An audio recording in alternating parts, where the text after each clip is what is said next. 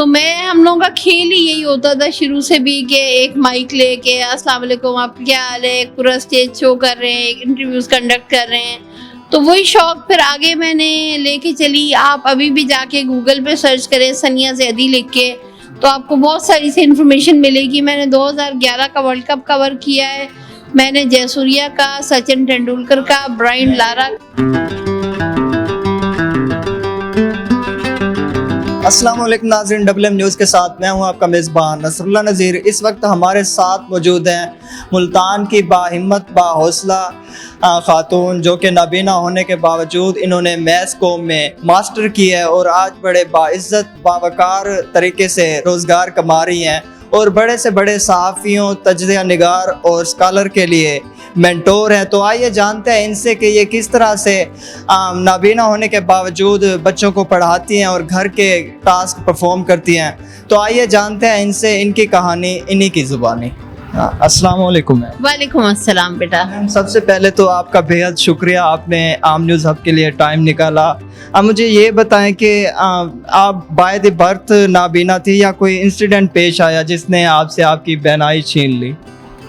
बेटा ये by birth था वैसे तो, लेकिन बाय बर्थ मेरी थोड़ी सी साइड थी कि जैसे रंग को फॉलो कर सकूं, किसी डार्क कलर्स को, लेकिन फिर सर्जरी हम लोग कराची में होते थे, सर्जरी के बाद फिर वो भी ख़त्म हो गई। तो बस अल्लाह की मर्ज़ी है, शुक्र है उसका कि मैं एक मकाम पे हूँ। अच्छा, मुझे ये बताएं कि बाय द बर्थ आप थी तो एजुकेशन बड़ा मुश्किल होता है हासिल करना, तो आपने किस तरह से एजुकेशन हासिल की, इस हवाले से बताएं। हाँ बेटा, एजुकेशन वाकई एक मुश्किल मरहला था, ख़ास तौर पे उस दौर में, क्योंकि कंप्यूटर टेक्नोलॉजी नहीं थी, मोबाइल में भी कोई टॉकिंग सॉफ्टवेयर नहीं थे। तालीम हासिल करने के लिए मेरे बाबा ने एक इनिशिएटिव लिया कि हम लोग अपनी बच्ची को नॉर्मल स्कूल में पढ़ाएंगे ताकि नॉर्मल लोगों के साथ इंटरेक्शन शुरू से हो। तो मैं पाकिस्तान पब्लिक स्कूल में पढ़ी, वहीं से मैंने मैट्रिक किया। वो थोड़ा सा मैं शेयर करूं पब्लिक से कि मेरी मदर मुझे रिकॉर्ड करके देती थी कोर्सेज, और या ब्रेल में लिख के देती थी, मैं उससे पढ़ती थी। जो डिफ़िकल्ट टास्क होता है वो ये होता है कि आप जब एग्जामिनेशन में बैठते हैं तो एग्जामिनेशन में मैंने बोला, वो मुझसे 2 साल जूनियर कोई स्टूडेंट हो, उसने लिखा, अब उसकी राइटिंग स्पीड, उसकी स्पेलिंग मिस्टेक्स, वो सारे मेरे खाते में, क्योंकि ज़ाहिर बात है मैं एक एक चीज़ के स्पेलिंग तो नहीं बोल के बता सकती उस वक्त। तो मार्क्स वगैरह अल्लाह का शुक्र है वैसे तो अच्छे थे, लेकिन बहुत ज़्यादा कोई टॉप क्लास मैं स्टूडेंट नहीं थी। अच्छा, मुझे ये बताएं कि फील्ड तो काफ़ी हैं, मतलब आपने मैथ्स कम्युनिकेशन को क्यों मतलब सेलेक्ट किया? काफ़ी मुश्किल फील्ड है और बसारत से महरूम आप, तो आपको कैसे ख्याल आया कि मैथ्स कम्युनिकेशन में मुझे जाना चाहिए? बेटा हम लोग शुरू से ना बहुत एक्टिव थी मैं, मेरी मदर ने कभी फ़र्क नहीं किया कि मेरे जो नॉर्मल बहन भाई थे या मेरे अंदर, कभी भी मेरे पेरेंट्स ने कोई फ़र्क नहीं किया।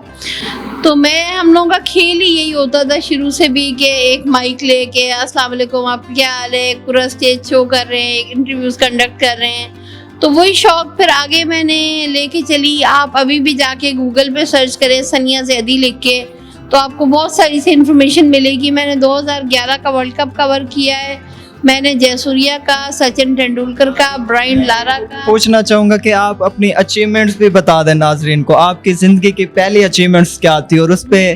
ज़िंदगी की पहली अचीवमेंट थी जब मैंने जयसूर्या का इंटरव्यू किया, और वो हमारे, मैं उस वक्त स्टूडेंट थी, हमें सर शहजाद ने कोई असाइनमेंट दी थी कि आप लोग जो है ना किसी का इंटरव्यू करके लाएं। तो वो बहुत सारे लोगों ने, किसी ने डॉक्टर का किया, किसी ने अपने फ्रेंड का किया, किसी ने सर को खुश करने के लिए उन्हीं का इंटरव्यू कर लिया। तो फॉर्चुनेटली मुझे चांस मिला, मैं लाहौर गई और जाके जयसूर्या, उस वक्त श्रीलंका की टीम आई हुई थी, तो मैंने जयसूर्या का इंटरव्यू किया। बहुत ज़्यादा मेमोरेबल मोमेंट था, और ज़ाहिर बात है किसी भी स्टूडेंट के लिए एक बहुत बड़ा लैंडमार्क होता है वो, कि इतना बड़ा आपको सेलिब्रिटी के इंटरव्यू का चांस मिले।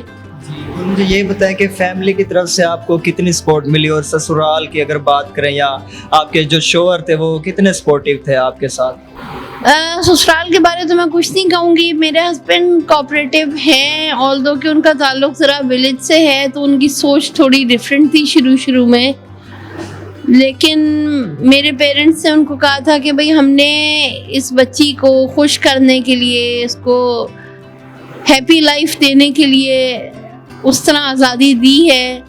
ज़ाहिर बात है पेरेंट्स भी एक लिमिट तक ही आज़ादी देते हैं, तो वो कुछ चीज़ें फ़र्क थी, लेकिन हाँ मेरे हस्बैंड ने मेरा साथ दिया।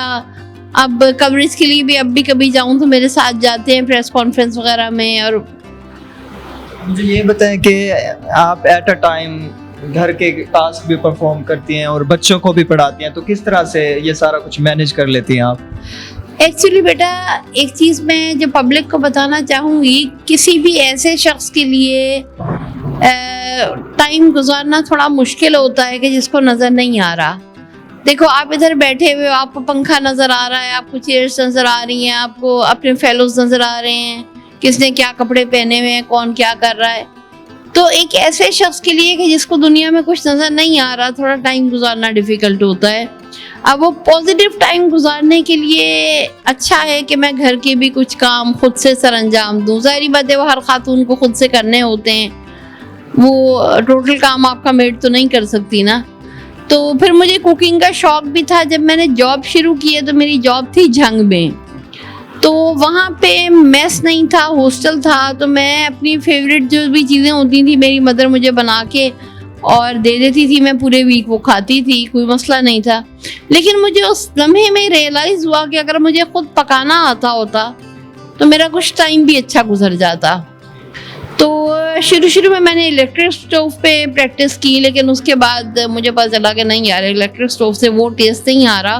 तो मैंने फिर आम जो गैस का चूल्हा होता है उसी पे पकाया। और अब अल्लाह का शुक्र है मुझे शौक़ थे हर डिफरेंट चीज़ें पकाने का भी। तो मैंने फॉर्चुनेटली चिकन, मटन और बीफ तो हर कोई पका लेता है। मैंने हिरन का गोश्त पकाया है, तीतर बटेर पकाए हैं, शुतुरमुर्ग बनाया है, बत्तख का गोश्त बनाया, यानी हर वो हलाल चीज़ जो मुसलमानों खा सकते हैं वो मैंने अपने किचन में कुक की है। शायद ही कोई चीज़ रह गई हो। ये सोसाइटी है अच्छे और बुरे लोगों से भरी पड़ी है, तो आप जब सोसाइटी को फेस करती हैं तो लोगों का क्या रवैया होता है आपके साथ? बेटा अनफॉर्चुनेटली लोगों का रवैया नेगेटिव ही है। पॉजिटिव लोग भी हैं दुनिया में, खैर ऐसी बात नहीं है, लेकिन जो जनरल पब्लिक है ना वो उनको सिखाना पड़ता है। जब आप बार बार, अब जैसे मेट्रो मॉल है, मैं यहाँ पे से ग्रॉसरी करती हूँ, एक दो दफ़ा शुरू में तो उनका बिहेवियर नहीं था, यानी उनको लगा कि ये क्या इस तरह से हम कैसे कोऑपरेट करें। और लेकिन अब जो है ना वो माशाल्लाह मुझसे कोऑपरेट भी करते हैं और गाइड भी करते हैं क्या चीज़ कहाँ पे है, कोई चीज़ ढूंढवानी हो तो उनसे मैं खुद भी।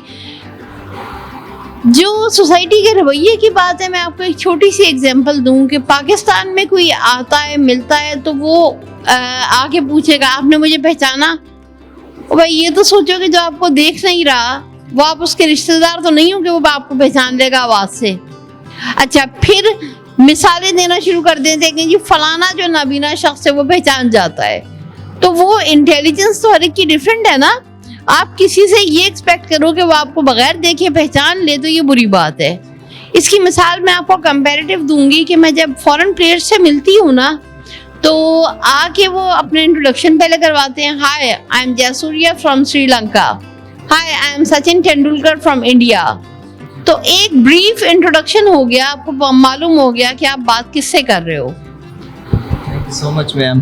तो नाजरीन, किसी शायर ने क्या खूबी कहा है कि इतनी जल्दी हिम्मत हारा नहीं करते जो लोग मेहनत से किनारा नहीं करते। बहादुरी तो ये है कि तू सामना कर मुसीबतों का, गमों के डर से मौत को पुकारा नहीं करते। ऐसी मोटिवेशनल स्टोरीज आपका मेज़बान नसरुल्लाह नज़ीर आपको दिखाता रहेगा। देखते रहे WM news. Cameraman Ismail Ijaz, reporter Nasrullah Nazir के साथ खुदा निगहबान।